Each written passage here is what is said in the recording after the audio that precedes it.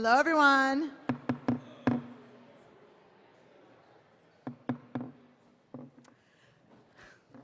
Good morning. I am Denise Castillo de la Sola, member of the class of 1996 and president of the DePauw University Alumni Association. I ask that you please take your seats and clear the aisles. This year, the Alumni Association was represented by more than 200 reunion volunteers who served a vital role in connecting their classmates with one another and with DePauw. At the heart of these efforts is the leadership of the silver 25th reunion class and the golden 50th year reunion class. On behalf of the Alumni Association, I want to thank the class of 1994 Reunion Steering Committee, Andy Clare, Patrick Terry, Julie Tippett-Simon, Greg Sissel, Justin Dye, Lynn Abernathy Mulholland, Ingrid Mount Benson, Kevin Eskew, Ellen Morrison Townsend, and Matt Carpenter for all of your efforts. At this time, please join me in welcoming back the 25th reunion class.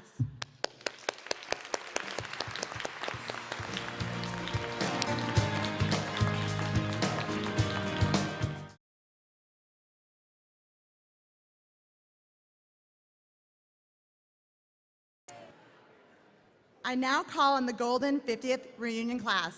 On behalf of the Alumni Association, I want to thank the class of 1969 Reunion Steering Committee, Lynn Roos Ballmer, Dave Ballmer, Sarah Jane Proctor Moore, Tom O'Neill, Gray Emmons, Robert Schmidt, James Tomsick, and Linda Spreen Badelsky.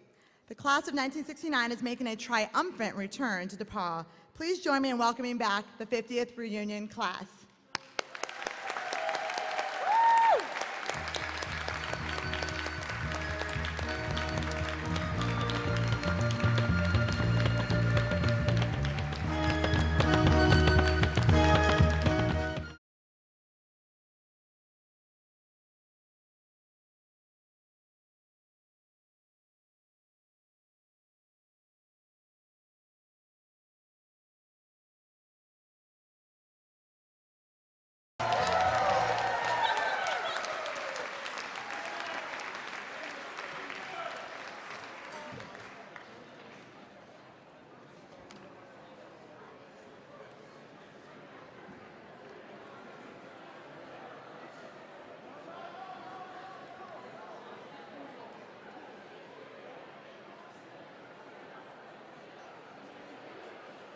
All right.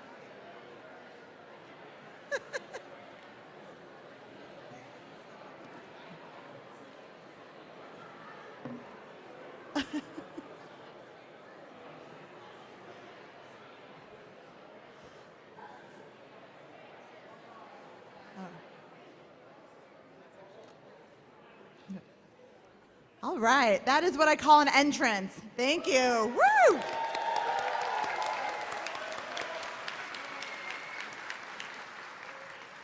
On behalf of my Alumni Association Board of Directors colleagues sitting behind me, I want to welcome you to this Alumni Convocation. Our Alumni Association was established in 1919 with bylaws directing us to promote DePauw and to foster a spirit of loyalty, fellowship, and mutual assistance amongst all alumni. We gather today in the historic heart of our campus as the beneficiaries of generations of alumni and faculty who've passed through this great hall. I want to extend a special welcome to our members in the reunion classes of 1964, 1959, and 1954, and beyond. Would you please stand if you're able and wave to be recognized from those classes?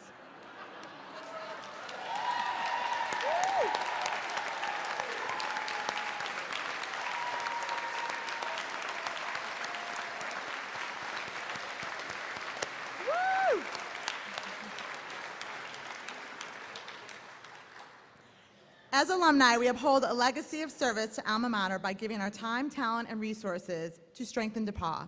In this spirit, I would like to recognize all volunteers of the association.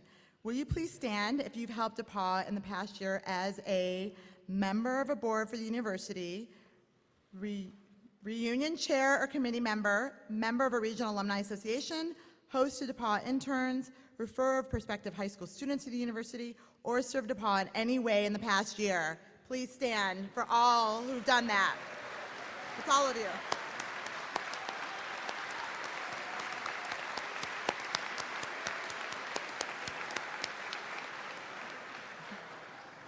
On behalf of the Alumni Association, I thank you very much for your service.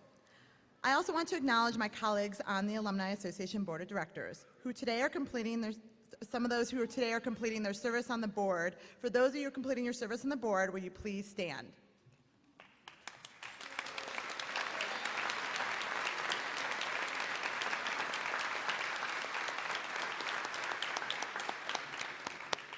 Thank you.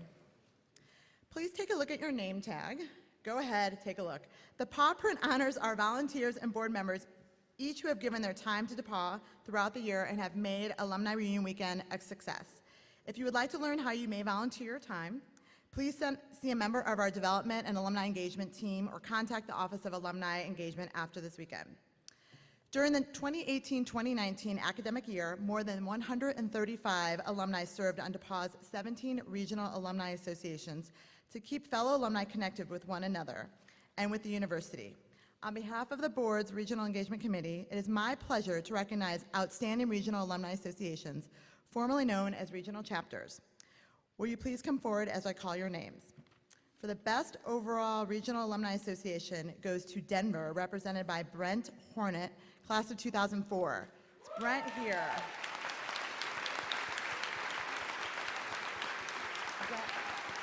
Is that Brent?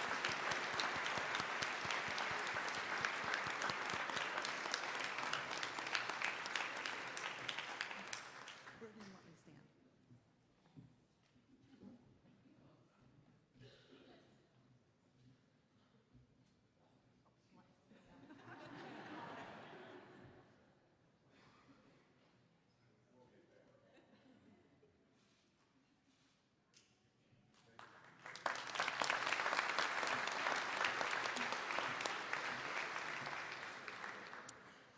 Best Monon Bell telecast party goes to the Indianapolis Over 21 party, represented by hostesses Casey Wendling, class of 2012, and Lauren Mills, class of 2001, who are unable to join us today. But a little round of applause for Indianapolis.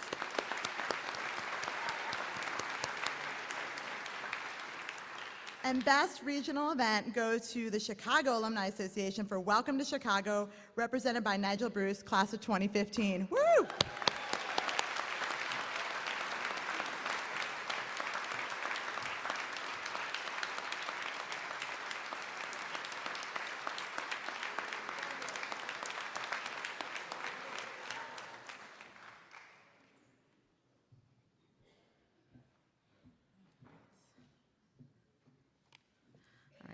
One of the great traditions of Alumni Reunion Weekend calls for members of the 25th and 50th reunion classes to offer greetings to the university on behalf of their classmates. It is my pleasure to introduce Sarah Gormley, Gorms, representing the Silver Anniversary class of 1994.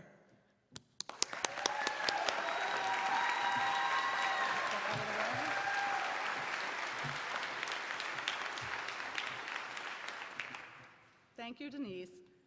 And to all of you. Nancy wins the bet. I'm already crying. Just work right through it. I'm really so honored and humbled to be speaking here today.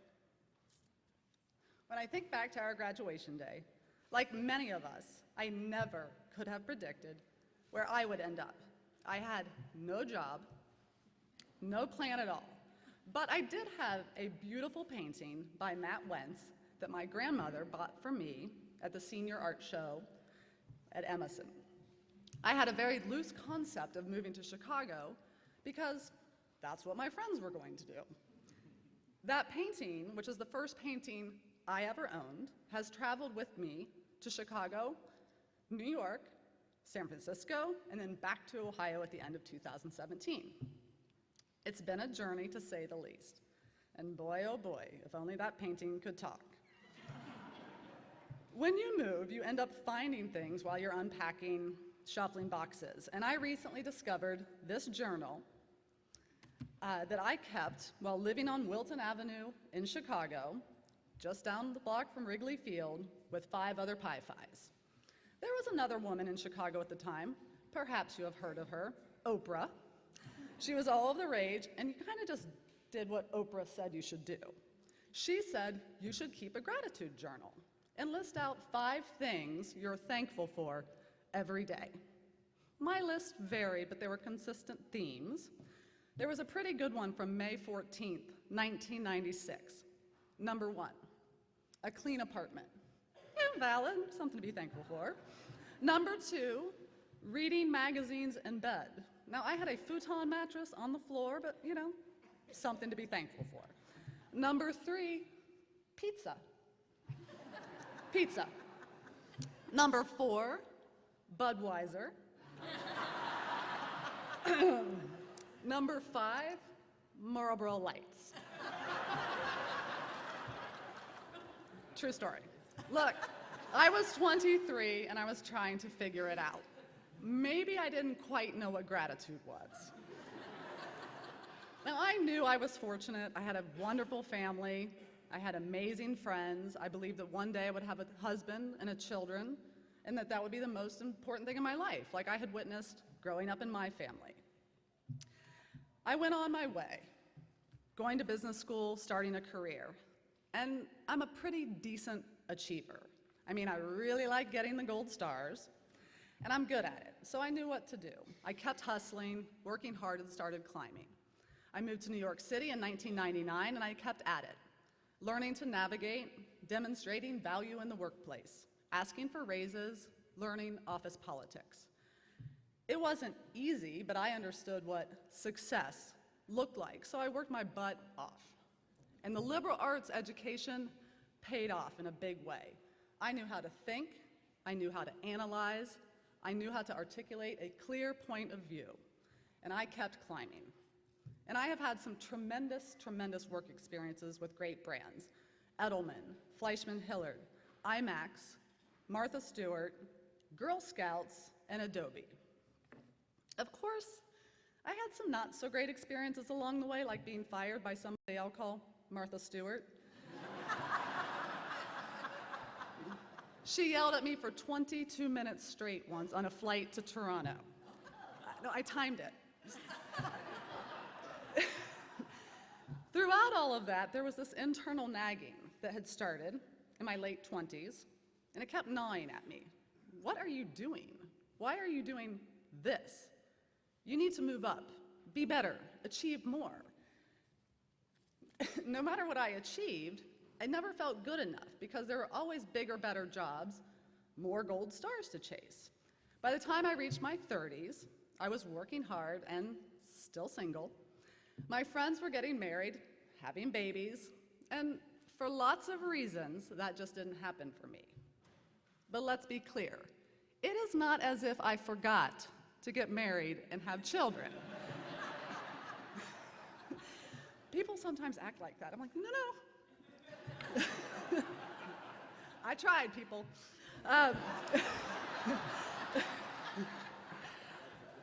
Gratitude did not factor in much then. I mean, I was still thankful for my family and the wonderful friends, and that I had a real bed. I was no longer sleeping on a futon. But as the window for me for having children started to close, I guess I was like, well, I'm gonna double down on the career. Keep working, even though that nagging just kept getting louder. You know, I really believed if I kept doing those things, kept checking the boxes, and succeeding, that my life would be rewarding and full and rich. But the truth is, I was single, sad, and frustrated.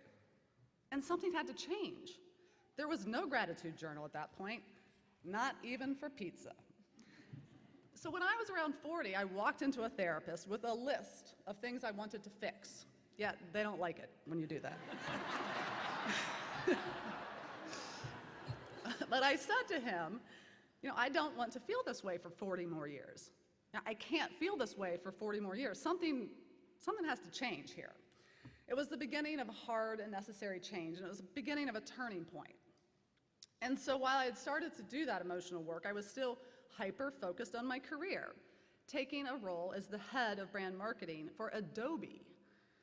On paper, it looked amazing. I was living in San Francisco, had a huge job, big title. I lived in the most gorgeous apartment in Pacific Heights, trips all over the world, and yet so stressed out, sleeping with my phone, exhausted, still single, and so blah.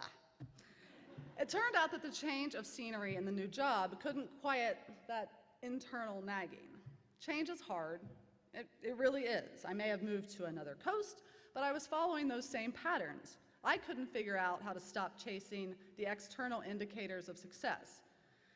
The nagging was reaching a crescendo. I had to stop trying to fill myself up with my job, but I didn't know what to do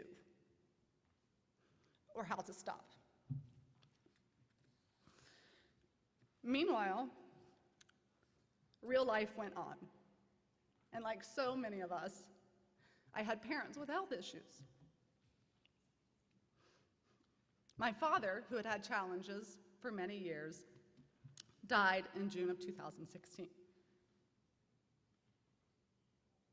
I flew home to Ohio. I did my best to get through it with support from wonderful friends and my siblings. We then started focusing on my mom, the chance for her to have a next chapter because she had been Dad's caregiver for so long. I saw Mom as much as possible. We even went to a little dude ranch in Colorado over Labor Day 2017. 2 months later, we found out she had cancer. And that was it.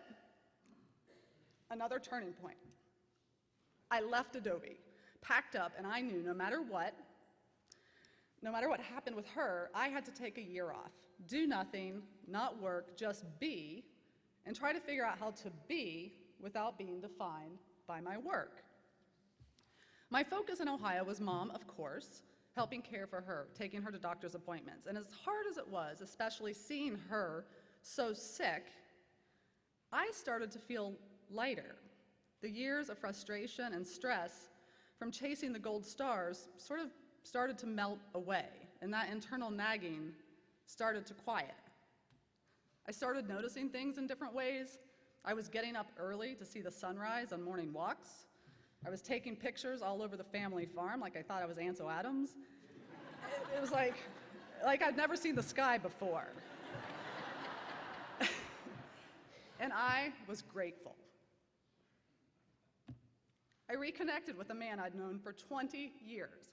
And just like you see in the Hallmark movies, minus the snowstorm, I started falling madly and wildly in love with the right kind of person. Somebody who is smart and funny, handsome, and most importantly, the kindest man I've ever known. And I was grateful. Somehow, in the midst of fear and sadness about my mom, who was dying, and we all knew it, somehow in all of that, gratitude started filling me up.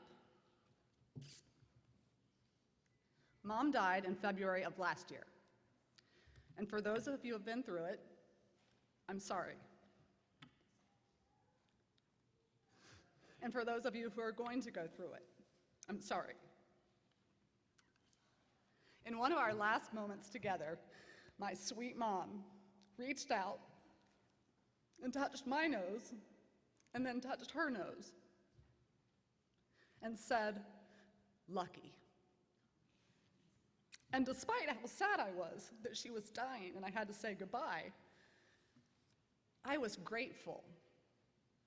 I knew she was right, and I felt it truly and viscerally throughout my whole being. How lucky I was, how lucky I am. And more gratitude came pouring in because not only was I ready, I finally had room for it. Excuse me. I'm still very much in my story. The next chapters are happening every day, and it's very exciting. I finished my year at the farm. I moved to Columbus, Ohio. I formed a marketing LLC. And inspired by that first Matt Wentz painting my grandmother bought for me at DePauw 25 years ago, and my belief that art can be a source of joy for everyone, I opened an art gallery in the Short North.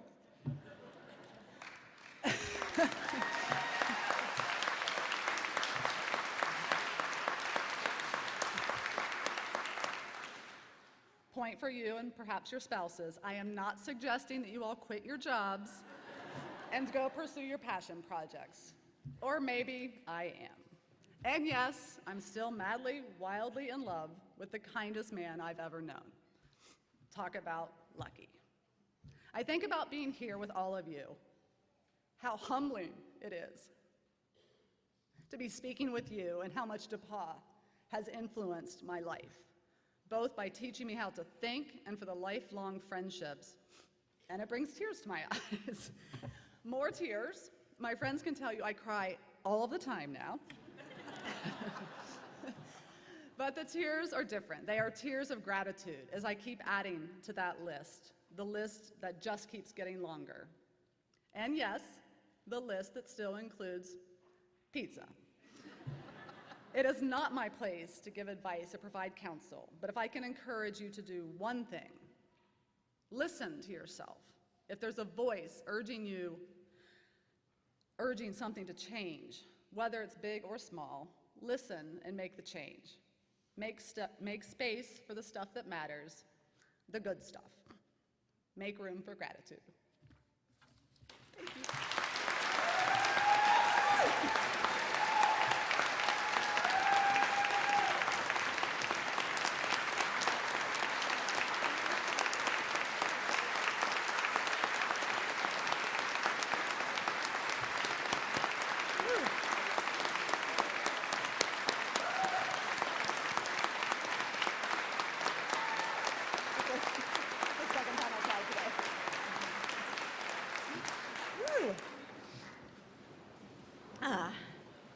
Thank you, Sarah, for your inspiring words.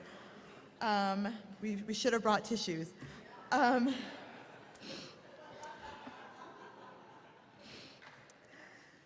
it is an honor to call on Douglas B. McAlister, representative of the Golden Anniversary Class of 1969, to the podium.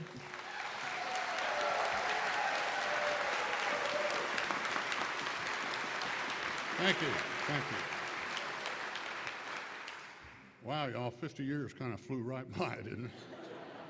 Whew. When we had our entrance a few minutes ago, we kind of went back in time. And I'd like to take the rest of the group back in time and share some of the excitement that was going on at DePauw in the late 1960s. Our union board, which was led by the classes of 1968 and 69, was responsible for literally putting Greencastle on the entertainment map. They brought seriously big-time entertainment to Greencastle, Indiana, and DePauw. Between February of 1968 and May of 1969, we had 2 concerts by the Four Tops, one each from Smokey Robinson and the Miracles and the Temptations.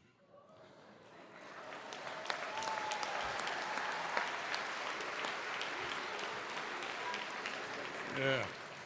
College students from all over the Midwest came to these performances. This was a place to be. It really was. The cost to attend the concerts was $10 a ticket. Now that, in today's dollars, is $150 a ticket, so you had a fair investment in a date if you were a guy, for sure. I know that a lot of you can remember the night the Four Tops came over to rickety old Bowman Gymnasium, because you were there. They drove down in a caravan of limousines from Detroit and managed to get lost between here and Indianapolis. So they're 45 minutes late. Fortunately, we had a good warm-up band. They finally showed up, and you know what? It didn't matter, did it, guys? By the second song, people are dancing in the aisles. And by the fourth song, a couple of our classmates actually got up on the stage with the Tops. And they didn't like that much. So Grover Vaughn and his erstwhile group of security guards ushered everybody off of the stage and kept all of our dancing in the aisles. But I will tell you, folks, DePauw was rocking that night, and it was rocking for those next 3 concerts, too. I'm honored today to represent the class of 1969. The DePauw experience, what I call the DePauw experience, created an exceptional group of educators, entrepreneurs, physicians, attorneys, military, religious, and business leaders. In addition to these traditional career paths, we have a number of classmates who've created success in less traditional careers, and I'd like to share a few of their stories with you. We have a history major who became a successful and exceptional artist. Matter of fact, we have one of her seascapes in our family room, and I swear to you, I can look at that for about 2 minutes and be mentally at the beach relaxing, and I can hear the waves crashing on the shore. So if you're interested in commissioning a painting, let me know. I can hook you up with somebody that can do the job. So we'll take care of that. There's an economics major who's a good friend. His dream was to become a pilot. He was commissioned in the Air Force through DePauw's ROTC and became what was known as a spotter pilot in Vietnam. Now, to be clear, that job was to identify enemy positions from a low-flying, unarmed aircraft and call in air support. To say these spotters were not popular with the North Vietnamese is an understatement. They did everything possible to make each mission a memorable one for him. After his military service, he became a commercial pilot and completed a career as a manager of pilot training for United Airlines. We thank him and all of the veterans in the DePauw family for their service, and we appreciate his work to ensure that we have well-trained and highly competent pilots. And if you flew in on United Airlines into Indianapolis, you want to thank him later today. We have a political science major in our class who made his mark in manufacturing and as a leader and consultant in that industry. He's our version of the $6 million man. He has had 3 hips, 2 knees, and 1 shoulder replaced. You will be able to easily recognize him as he walks around campus this week. He's the only one here with 3 hips.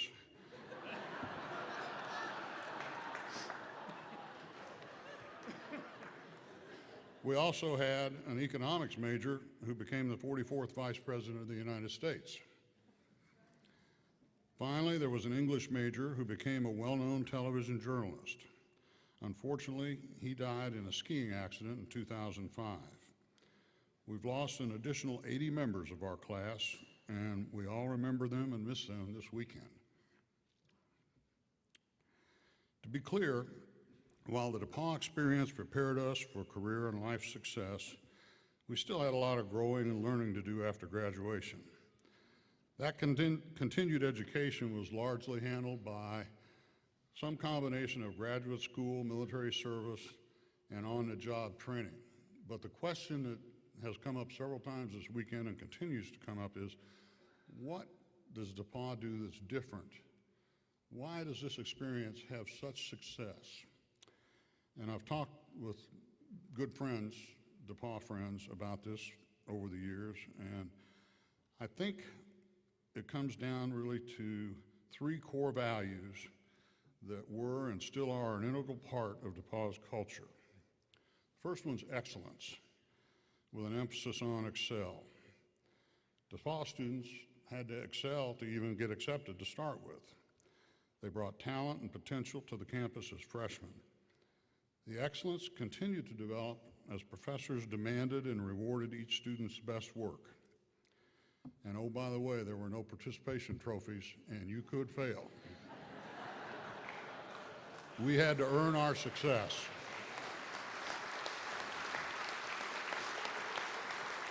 The second one is leadership. Most of us spent significant time in extracurricular activities, student government, living unit leadership roles, athletics, theater, musical groups, etc. These activities taught practical lessons in business, ethics, negotiating, leadership, teamwork, and time management. And third was personal accountability.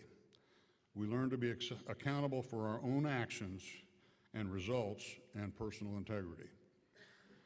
One of my favorite faculty members was Ted Catula, the cat man.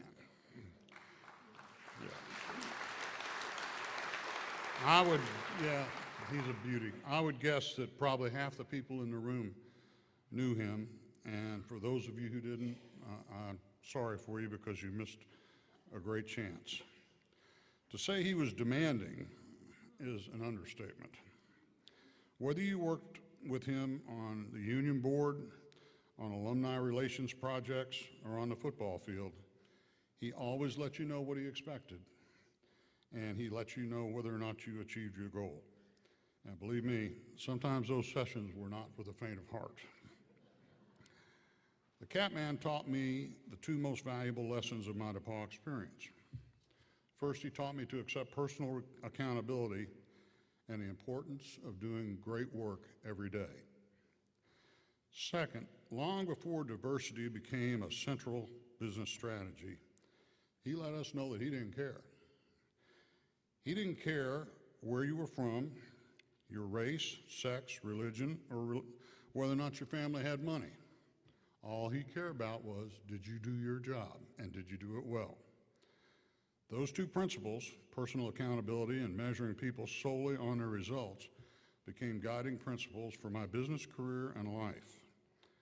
And I see the Catman's influences in my DePauw friends every time I'm around them. This competitive environment also taught us how to deal with stress and setbacks and keep moving forward. We all face disappointment during our time at DePauw, and in that process learned valuable lessons for future challenges in our careers, as parents, and in our communities. You're probably aware that the liberal arts education model is under some pressure from other educators who believe that education should focus primarily on technical skills. I get it. I understand that people think that our science and math training might be falling behind other countries. And so that they push what's called STEM, the STEM studies. STEM, by the way, means math, science, technology, and engineering and it means science, technology, engineering, and mathematics. This, plus rising costs, has put some real pressure on liberal arts colleges.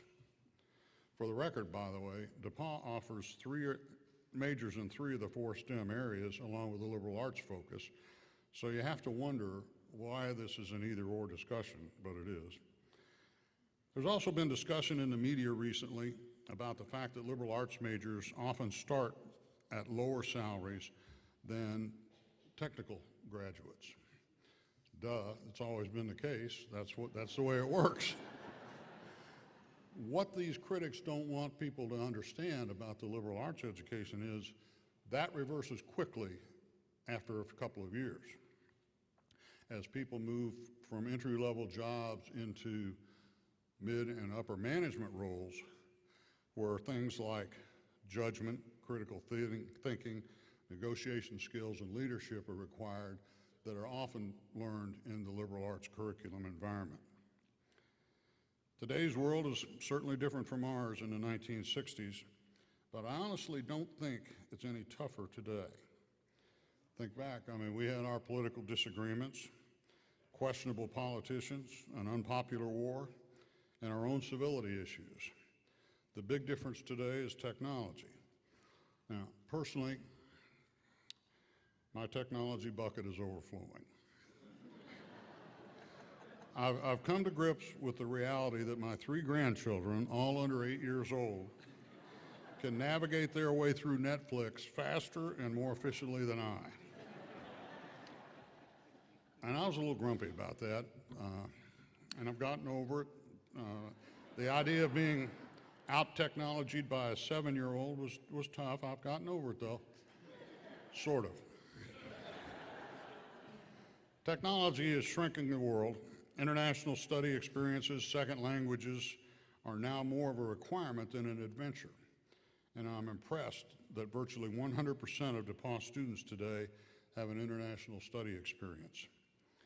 Technology also creates the opportunity and demand for speed. We can no longer comfortably think through an issue for 2 or 3 days before making a decision.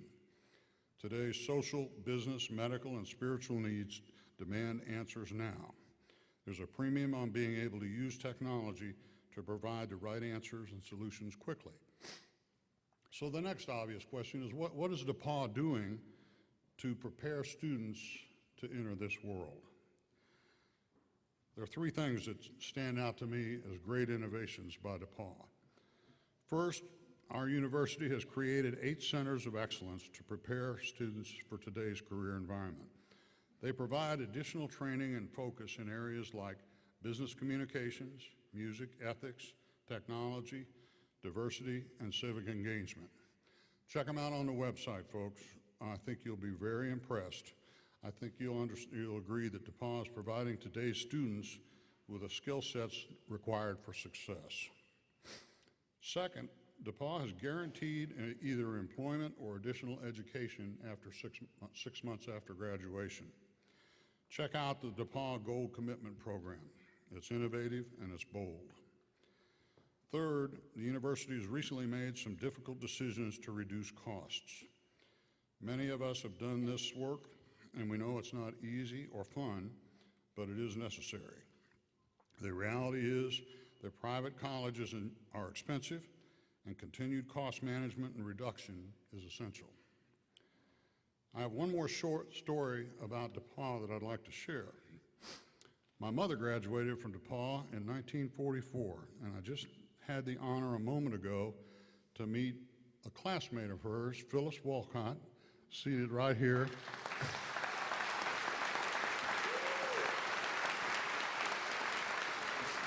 Say hi to her if you get a chance. She's a sweetheart.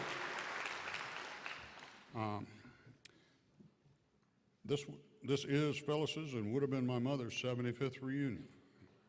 They graduated in 1944, just a couple of weeks before the Normandy invasion.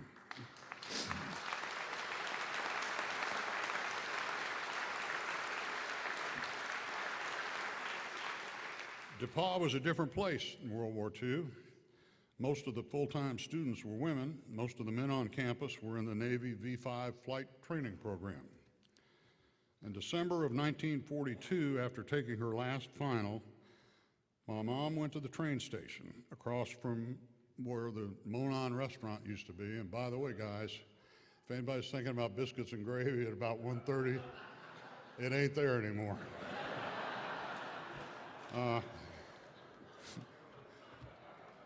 So, picture this. It's a cold, windy December afternoon, the north wind coming down those tracks from Crawfordsville. And my mom told me that for a change, the wind from Wabash was cold air. She didn't like them either. And as the train stopped, a young Army officer jumped off and said, "Young lady, this is a troop train, and the general thinks it would be better for you to ride in his car."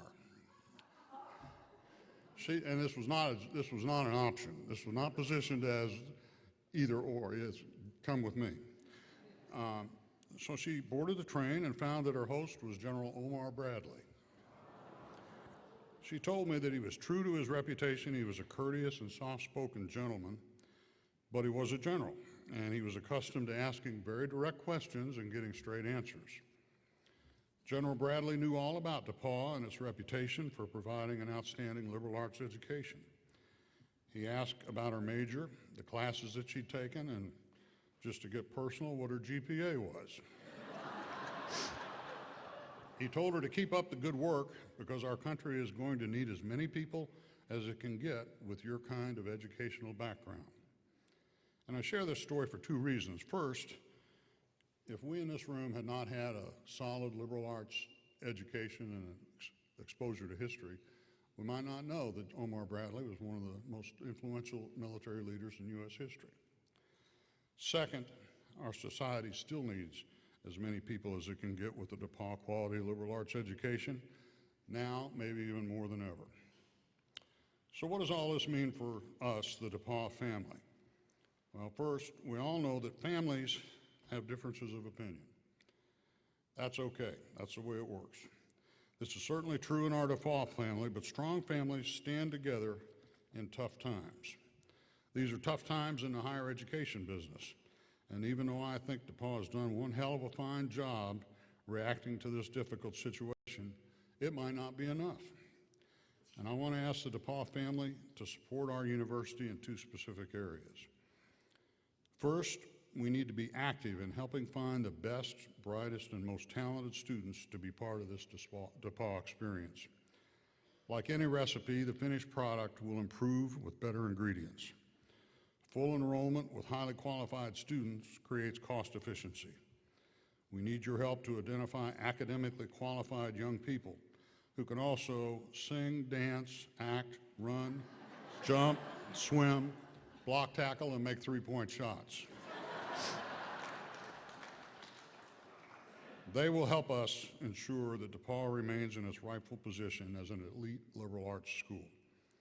Second, our financial support is always needed and appreciated so DePauw can continue to grow and thrive. General Bradley was on target in 1942. Our country, society, and world needed more leaders with the DePauw experience. This is still true today. DePauw needs our support to help keep developing leaders, innovators, thinkers, solid citizens for the future. And when this DePauw family and the other 34,000 or so alumni get together and provide this support, to paraphrase one of my favorite Motown poets, we'll have sunshine on a cloudy day. One more thing. 161 days and about 2 hours from now, the 126th Monon Bell game will begin. This is DePauw's annual opportunity to be on the national stage, and it's important for us to win these games. We should at least win our fair share, and my definition of fair share is 85%. This is seriously, though, important for our school's national image and this recruiting effort that we need to continue to push daily. So I'm going to quote my friend Ivan with actually 2/3 of his quote and say, "Beat Wabash." Thank you, and let's all have a great weekend.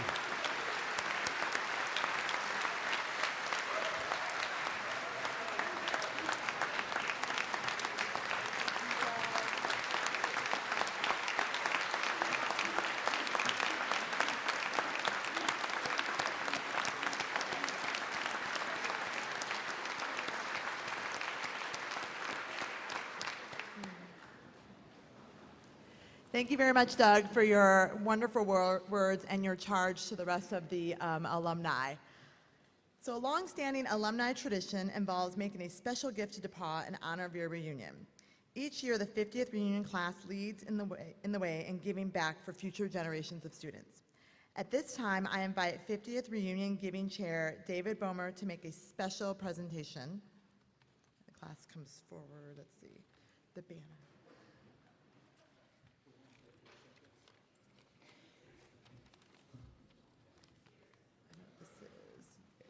As the banner gets rolled out, I just have a quick comment to make.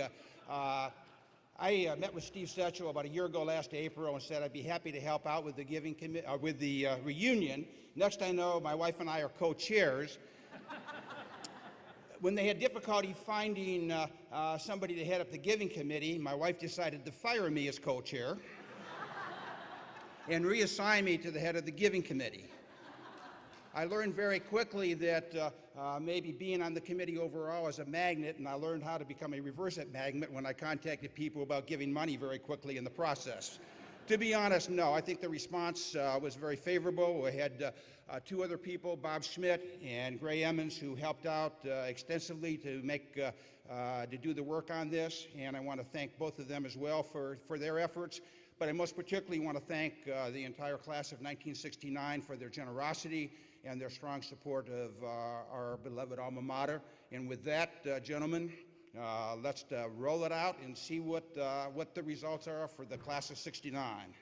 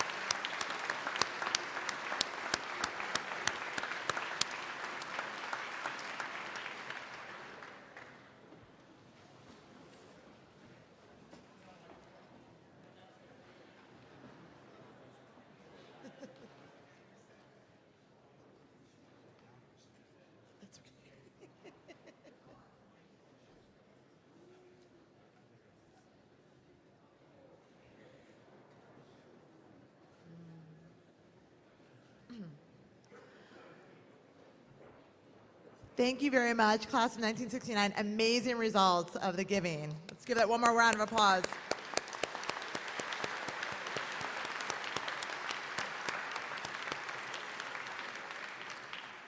I would also like to recognize all alumni who have made a contribution to the Fund for DePauw. Please take a look at your name tag again. The D symbol celebrates our donors who make our educational mission, mentoring opportunities, as well as student leadership and achievement possible. The gold star signifies a donor who has a recurring gift to DePauw. If you have a D in your name tag, please stand, if you can.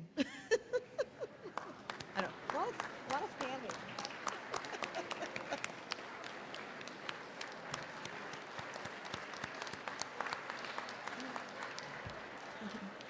On behalf of the Alumni Association, I thank you very much for your contributions. If you would like to join the fun, support DePauw in this capacity, and earn a D this weekend, there's still time to get your D, everybody.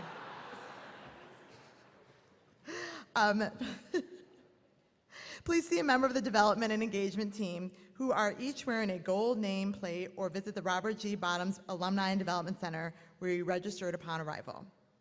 At this time, I invite you to stand again and join members of the School of Music who will lead us in celebrating the 50th reunion class gift and all reunion giving to the university by singing Here's to DePauw, which is in your program as well.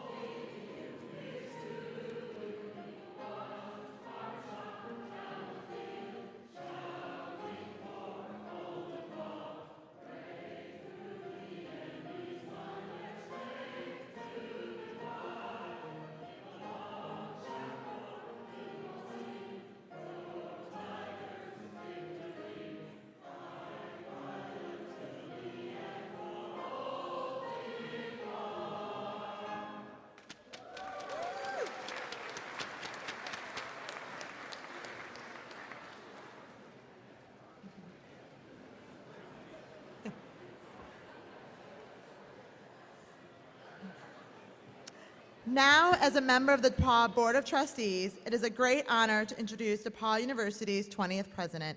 Please join me in welcoming President Mark McCoy.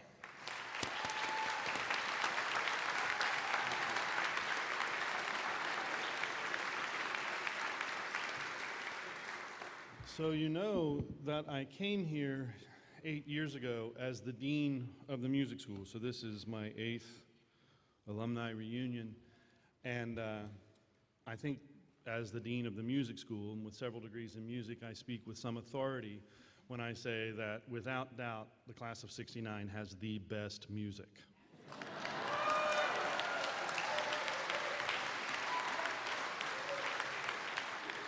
Every year we have an event at the Elms for the 50th class, and I queue up whatever year it is, greatest hits of that year, and sometimes that's a little laborious, but last night it was all great fun.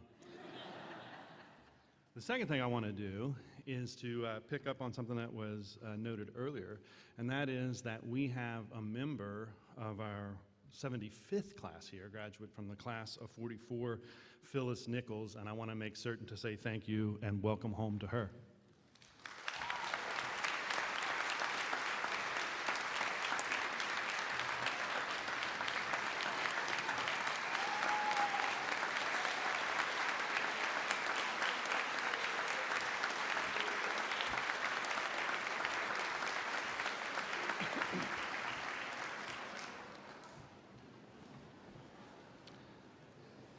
So, presidents give a lot of speeches, and sometimes they're written and sometimes they're improvised, and this one's going to be a little bit of both, and you'll see why in just a moment. Welcome home. Every year, I start this speech with variations of the same two comments. I first attempt to gain the sympathy vote by noting how hard it is to be DePauw's president. And not for the reasons you might think. The hardest part of this gig is always being the last speaker.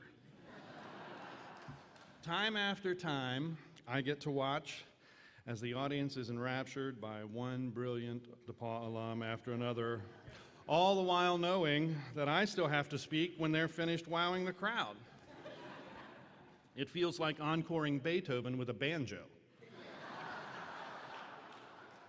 But here goes. And I want to say, let's have another round of applause for those two fantastic speeches.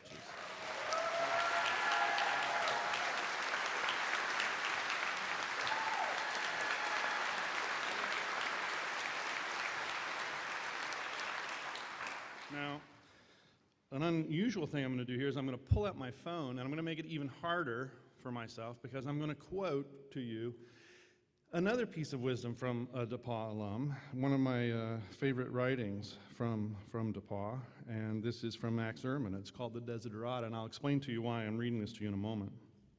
Some really brilliant words.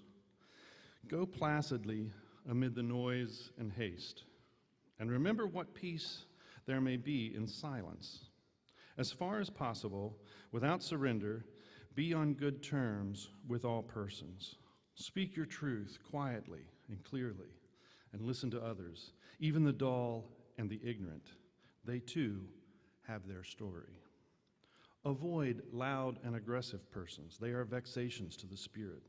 If you compare yourself to others, you may become vain and bitter, for always there will be greater and lesser persons than yourself. Enjoy your achievements as well as your plans.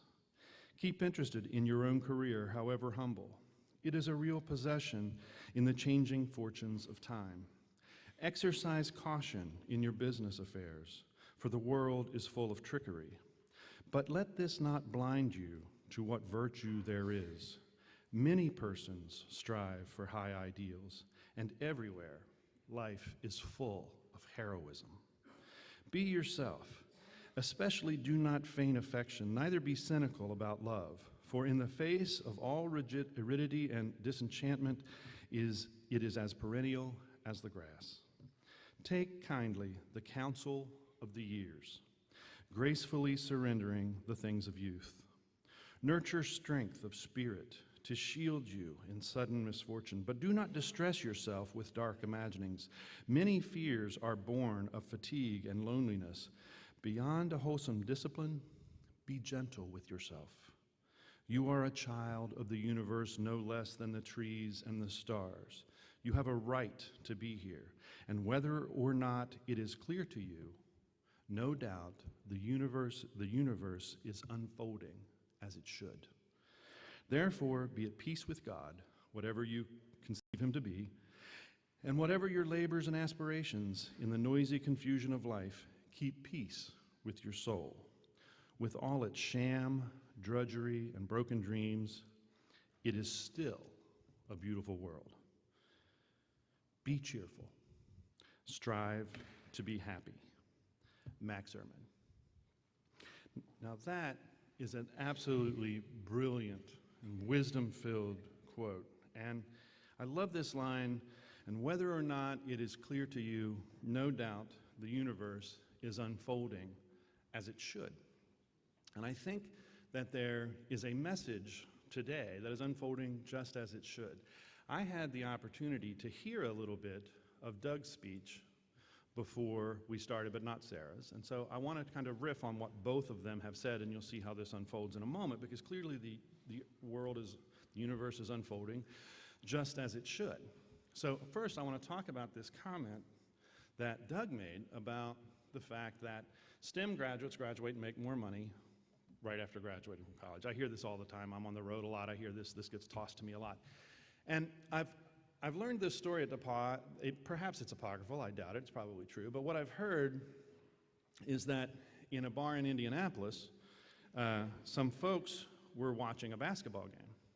And as the basketball game unfurled, they realized there were actually three camps. There was a group of people here, and a group of people here, and a group of people here, and they weren't divided by rooting for teams. We weren't exactly certain why there were three groups.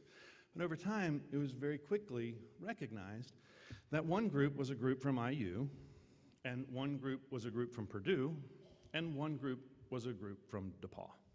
And as they realized that about each other, they began to rib each other as the game went on and giving each other a hard time about their alma maters.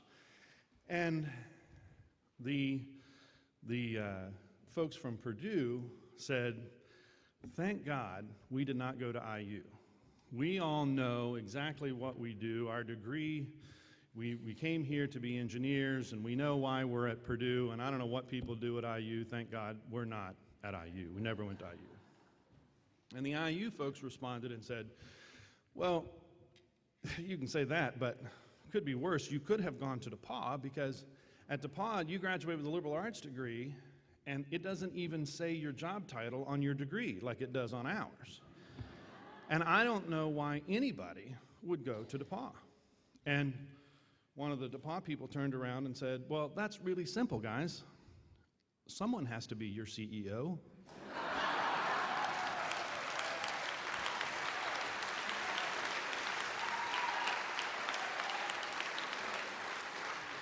So you'll see how these speeches tie together in some pretty interesting ways as we move forward here. But the other opening comment that I make each year in this moment is to welcome you home. And one dictionary definition of home is this: the place in which one's affections are centered. Sounds like DePauw, doesn't it? The place in which one's affections are centered. Together, we are here commemorating and celebrating, rejoining and rejoicing in this place we call home, DePauw, where our collective affections are centered. DePauw is known for developing leaders the world needs. Doug reminded us of the history major who became an exceptional artist, the econ major who became a pilot trainer, our $6 million man who made his mark in manufacturing, the English major who became a well-known television journalist, the econ major who became vice president of the United States. Reflecting on DePauw's uncanny ability to create leaders the world needs now, and the ability to do so over many generations, I often reflect on what skills, traits, values, feelings today's leader needs. And in a moment like this, one word comes to mind above all others: gratitude. Gratitude-based leadership opens a world of possibilities. Naomi Williams famously said that it is impossible to feel grateful and depressed at the same time. Yet more than that, gratefulness crowds out all negative feelings. The simple act of taking a moment to be thankful for all we have fills our hearts to the point that there is no room for anything else. In this divided and divisive world, in this troubled and troubling society, it's all too easy to be depressed or angry or even hopeless. But leaders the world needs now are full of gratitude. They don't hide or shy away from problems, but they recognize that for everything that challenges us, there is still more for which to be grateful. Now take a moment right now and think of one moment in your time at DePauw for which you are truly grateful. I'm serious, go ahead, I'll wait. My guess is it wasn't hard to think of one thing. It was hard to think of only one thing that you were grateful for. Maybe you were grateful for this one-of-a-kind liberal arts education where leadership opportunities abound. Maybe you were grateful for that scholarship that made your education possible. Note that while you felt that gratitude, you felt nothing but gratitude. Amazing, isn't it? You may have heard the stories of people who practically cured their depression by the simple act of writing one thank you note every day. When you pay it forward like that, you get more than you give. Imagine if everyone in this room wrote one thank you note a day, and then every person that got that note did the same. We would change the world. Now look, I recognize the world is different than it was when we were in school.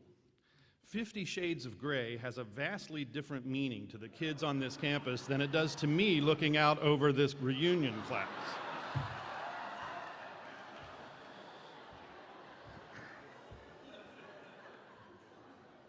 Things change. But the impact of gratitude never goes out of style. Maybe you were thankful for Smokey Robinson and the Miracles. Maybe you were happy we beat Wabash. Maybe you were thankful for Ted Cotula or Tom Mont, Charlie Erdman or Russell Compton, Bob Weiss, Larry Sutton, John Bauman, Forrest Fuller, Clint Gass, Felix Goodson, Bob Sedlak, Jerome Hickson, Paul Kissinger, Bill Meehan, Jack Morrill, Richard Peel, or Ralph Gary, Perk Allen. The point is that a sense of gratitude has a very long half-life, and it never goes out of style. In today's divided political climate, what would happen if in every discussion, every debate, every interview, we had to start with something we were jointly grateful for? I'd say the world would be a better place. Your gratitude brought you here this weekend. Thankful for DePauw, for your lifelong friends, for the way this institution changed your world.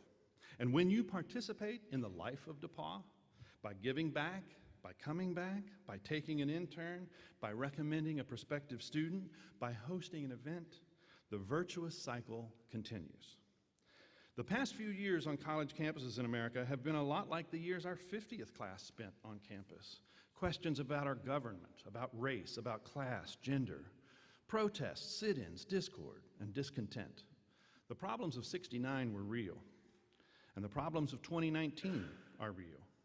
I'm not suggesting that thinking a happy thought would solve these very real problems, but I am suggesting that we are more alike than unalike, that we all have some reason for gratitude, and that the world will be a better place when we finally realize there is no them.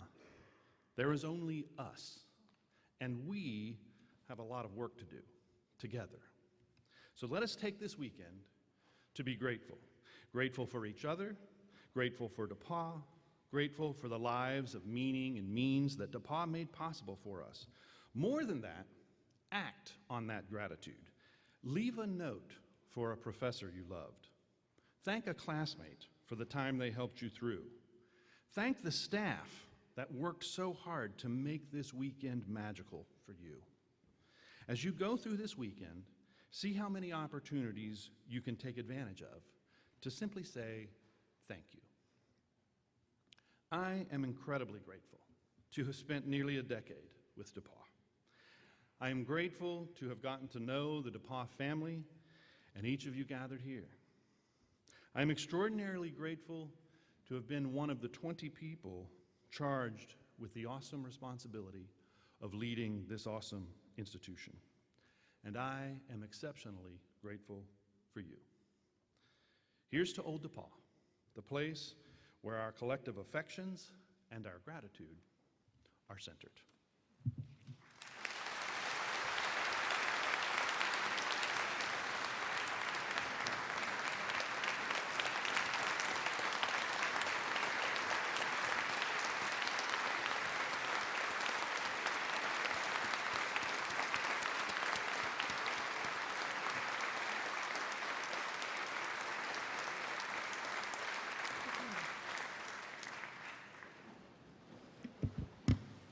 Thank you very much, Dr. McCoy, for your inspiring words. As we enjoy a reunion today, I invite you to save the dates for one of DePauw's longest-running traditions, Old Gold Weekend. Please join us on October 4th through the 6th. Immediately following the convocation, I encourage all of you to join us for a picnic lunch in Hoover Hall. And as my last official act as president of the Alumni Board, it is my honor to introduce to you your new president, John Cassidy, class of 1982.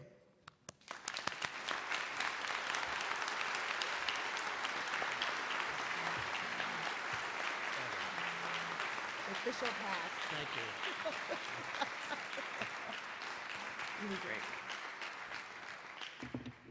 Thank you, Denise. I'd like to thank Denise for her dedication and her commitment to DePauw the last several years as the president of the Alumni Association. If we could give her another round of applause.